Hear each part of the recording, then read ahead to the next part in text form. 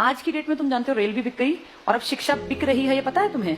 हरियाणा सरकार की पॉलिसी नई निकली है, धीरे धीरे देश के कई राज्यों में पहुंचेगी। हरियाणा सरकार का देखो तुम क्या किया सरकार ने कह दिया, अखबार में आ गया लिखित ये कि जिसकी सालाना आय 1,80,000 से कम है हरियाणा में, उनके बच्चे अगर गवर्नमेंट स्कूल में जाते हैं तो 500 रुपए फीस देंगे। फ्री में नहीं, 500 रुपए फीस देनी पड़ेगी। और अगर उनके बच्चे प्राइवेट स्कूल में जाते हैं तो सरकार उनको 1100 रुपए देगी। ये तो उनको मिलेंगे अगर उनके बच्चे जाएंगे तो, और ये उनको देने हैं। अब बताओ आदमी क्या करेगा? देने वाला काम करेगा, मिलने वाला काम करेगा?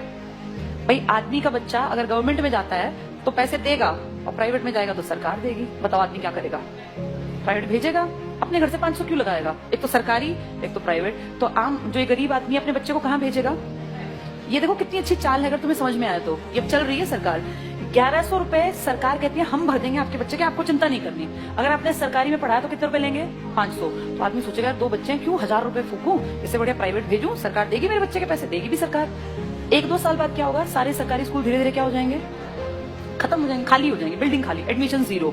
1 साल 2 साल 5 साल बाद क्या होगा? सारे एडमिशन 0 0 0। फिर सरकार दिखाएगी बजट में कि तुम घाटे का नुकसान का सौदा है, सरकारी स्कूल बंद पड़े हैं जी, बिना बात इन टीचर्स को हम इतनी सैलरी दे रहे हैं, चपड़ासी रखे हुए हैं, हेडमास्टर है, कोई बेल बजाने वाला है, बच्चा तो कोई आता नहीं। तो कहेंगे काम करो, इसको बेचो, इस प्रॉपर्टी को बेचना स्टार्ट करो। सरकारी प्रॉपर्टी है, हर गांव में सरकारी स्कूल है। आप सोचो कितने स्कूल होंगे भारत में। धीरे धीरे करके अगले आने वाले 5 से 7 साल का भारत ऐसा बता रही हूँ मैं, जो होगा देखना तुम्हारे सामने।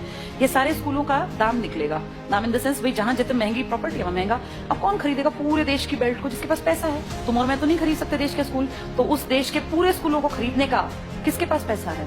अंबानी और अडानी ये ले लेंगे सरकार से कि जी हम इतने करोड़ रुपए आपको देते हैं, सरकारी स्कूलों के बदले हम डेवलप कर लेंगे।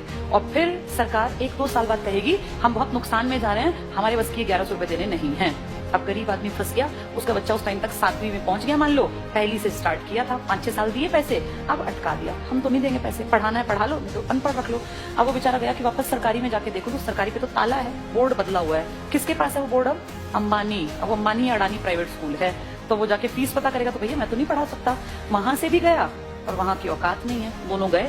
आने वाले समय में आदमी वो पढ़ा पाएगा जिसके पास बहुत ज्यादा पैसा होगा। देखते देखते तुम्हारी सारी सुविधाएं सरकार से छीन छीन के किसके पास पहुंचाई जा रही हैं?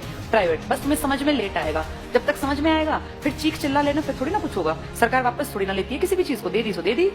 मैं तुम्हें अपना एग्जाम्पल देती हूँ। जब मैं जॉब में आई थी ना, उस टाइम पर हमारा पहला बैच था जिनकी पेंशन बंद की गई थी। मैं उसकी खुद जैसे मान लो लाइव तुम्हारे सामने एग्जांपल हूं, जिनकी सबसे पहली पेंशन बंद हुई वो हमारा बैच था। हमें समझ ही नहीं आया कि सरकार ने क्या किया, क्योंकि उस टाइम हमारी उम्र थी 20-21 साल। 20-21 साल के बच्चे को थोड़ी ना पेंशन की कीमत पता है। लेकिन अब जब उम्र बढ़ रही है तो समझ में आ रहा है सरकार ने सब कुछ खत्म कर दिया बुढ़ापे का। तुम्हारे माँ बाप अगर किसी के गवर्नमेंट जॉब में थे और अगर वो रिटायर्ड हैं तो तुम्हें इसकी कीमत पता होगी। पता है इसकी कीमत क्या है? किसी के सामने आखिरी सांस तक हाथ नहीं फैलाना पड़ता। ये है पेंशन की कीमत। आपका बेटा निकम्मा निकले, नालायक निकले, बेटी आपके लिए कुछ ना करे, आपको चिंता ही नहीं। आपकी पेंशन आती है, 5-7 हजार रुपए में झाड़ू पोछा कपड़े बर्तन धोने वाली मिल जाती है। कोई भी एक मेड रख लो, 5-10 हजार की खाने वाली। बुढ़ापे में पैसा बचा के करोगे क्या?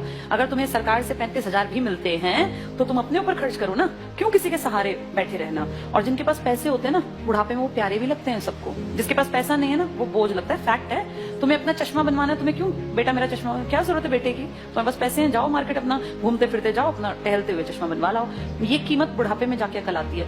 हमारे बैच ने कुछ नहीं किया, मुझे भी समझ नहीं थी, अकल ही नहीं थी। लेकिन अब जब एज बढ़ रही है ना और हम देख रहे हैं दुनिया को, तब समझ में आ रहा है कि सबसे कीमती चीज इंसान के पास बुढ़ापे में पेंशन होती है। मेरे खुद के फादर पेंशनर हैं, तो हमें दिखता है कि पेंशन की जो वैल्यू है ना वो किसी चीज की नहीं है। इतना रखा पैसा आप यूज नहीं कर पाते। महीने के जब वो 30 हजार आते हैं ना, तो आपको लगता है यार मैं तो जब तक जीऊंगा आखिरी सांस तक ये तो आने ही आने हैं, और ये बढ़नी आप फ्री होकर काम करते हैं। लेकिन ये अकल उनको थी जो पेंशन यूज कर रहे थे या बुढ़े थे।